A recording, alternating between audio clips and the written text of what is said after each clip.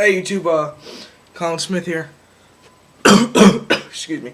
Been down with the cold for a few days. Anyways, today, a friend just brought over this new mini for me. Not new to me. As you can see, mini. These stickers here don't come stock. He put them on. This is a bit of a used gun.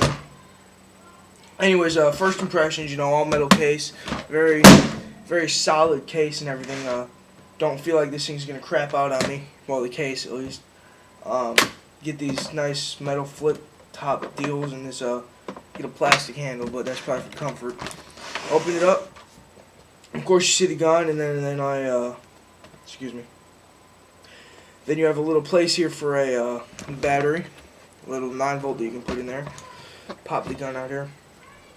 Be careful when you pop out the gun though, because there's a hole in the foam that will get caught here under the gauge, and you will bend the foam, and if you do that, it won't bend back. It just looks bad. Got this thick, this compressed foam, kind of like what an Eagle would come in.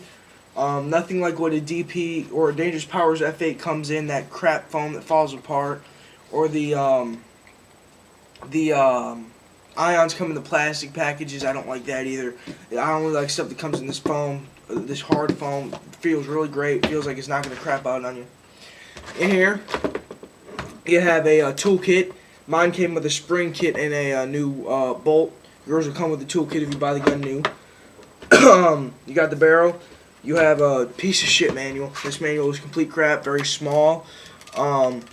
Really, if you're going to field strip your gun, do it the night before you go so that you're familiar with the gun and you have access to a computer, because this guide, this manual, does very little for you. Very little information, not a good manual at all. Then you have a place for a barrel plug. Nobody knows why the hell they put it in there, because nobody uses a barrel plug. So first thing I want to comment on is the mini size, or the mini size. Very small gun, hence the name, the mini. Very light in the hands, feels good in the hands. The only pet peeve that I have is this grip here, where your board and everything sits. It's very thin. It's about probably as thin as your normal cell phone. Maybe a little bit thicker if you have one of those really slim ones.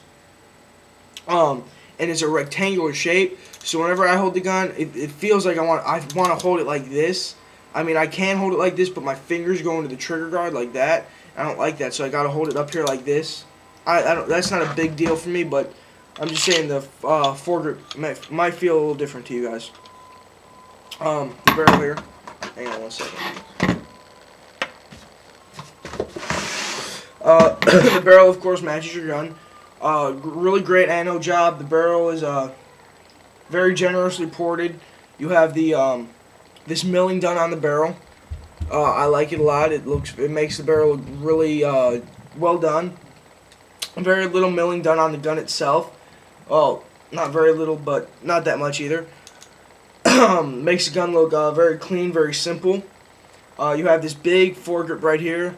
For those of you that like to put laser engravings and stuff on your guns, this right here would be a great piece of real estate to look at to do that in.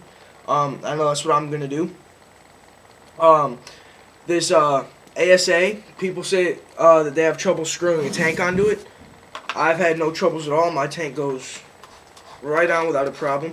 No problem more than I would have with any other, with a CP on off or anything. Turn on the gun. There's an on button right here. You press that to turn on the gun with the eyes, as you can see. The solenoid doesn't click. Put my finger in there. Solenoid still doesn't click. Probably help if I turn the gun on, huh?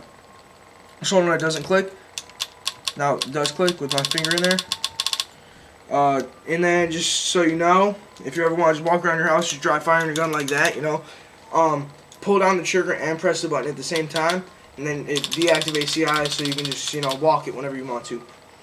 Gun's very back heavy because you have your reg in your handle, you have the ASA, your tank, and a hopper. I'm not going to put this, well, yeah, I guess I will. Empire Magna hopper. Sits far back, just like an Eggy does. It's going to hit you in the head with a mask on. It's just going to do it. Okay, I mean, my forehead sometimes hits it without a mask on. When you shoulder the gun, so get a longer tank or get a Halo B hopper. So I have another hopper, so that's not gonna be a problem for me. But just for those of you that if you have a 45-45 and a hopper like that, and you want this gun, that's going to be a problem for you unless you shoulder it like some other way besides what I do. This right here is the bolt for the Mini. Very small bolt. Not as small as the F8 is, but it's a very light bolt. I mean, probably was a little bit, probably the same as a quarter maybe. So if you could, very, very light. The gun's a light gun itself. It's just the adding everything else, your peripherals like your hopper and your tank, that weighs it down a little bit, but it does with every gun. Compared to this beast of a Dynasty Ion that I have here, sorry, you can tell that the Mini is a lot smaller than the Ion. Size-wise, width-wise, weight-wise, it's like comparing a semi-truck to a freaking Ferrari. Okay, very light. You can tell that this gun beats the Ion in every way. Another thing, this gun, the entire gun is about the same size as just the Ion's grip frame. Like, take this entire top piece off of an Ion, and that's about how big your Mini will be. Put that away. Like I said, gun looks great. The anno job from the factory, really great anno job. No dings, dents, scratches, no mess ups. You can tell that they put a lot of work into their first gun. Trigger's 3-point adjustable. It's got PSP, Millennium, and an XL ramping. So, it's a tournament-ready gun. I wouldn't personally take it to a tournament myself, but that's just my opinion. Some people might take it to a local field tournament. I guess this might be okay at. Take the gun apart. Very simple breakdown of the gun. There's a little screw right here, just like on an Ion, in the back of the gun behind the grip. Just take that off. Stick your finger in here. Pop everything out the back. This piece is its piece alone. It's got 6 O-rings on it. Don't know what it's called. If anybody knows what it's called, that'd be great to tell me, because I really have no clue. Still left in here is my bolt. I have an aftermarket bolt. Yours won't be black. Well, it probably won't be. Here's the stock bolt for you guys. Like I said, the stock bolt's very light. Aftermarket bolt is even lighter, if they could even make it lighter. Then you get your spring. All this just sits on that post-looking thing that I don't know what the hell it's called. Just like that. Just throw that all in there. Make sure that you got your, there's a hole at the top of this. Make sure it's lined up with that steel post that pokes out the back of the gun. And then just screw it back in. Like so. And you're good to go. Those are all the internals in the gun, so you take that stuff out. You can just squeegee right through it, and if you have a break or anything, that'll clean off your eyes. It'll clean off everything, unlike an Ion where you have to take apart the entire gun just to access the eyes of it. It's a great gun.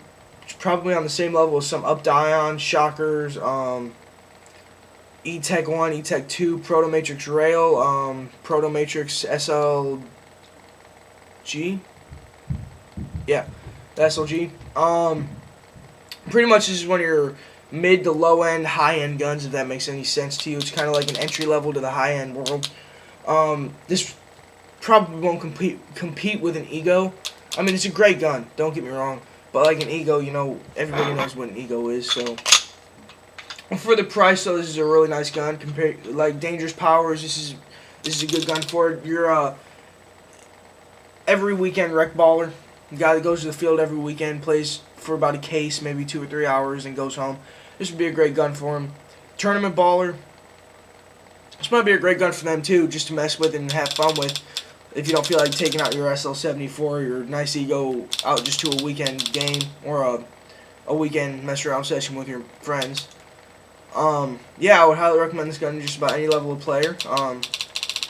Like I said, got all kinds of ramping on it. Very nice gun, nice anodizing, big trigger frame to walk. I mean, I'm not going to have any problems with it. You could probably have gloves on and not have a problem with it.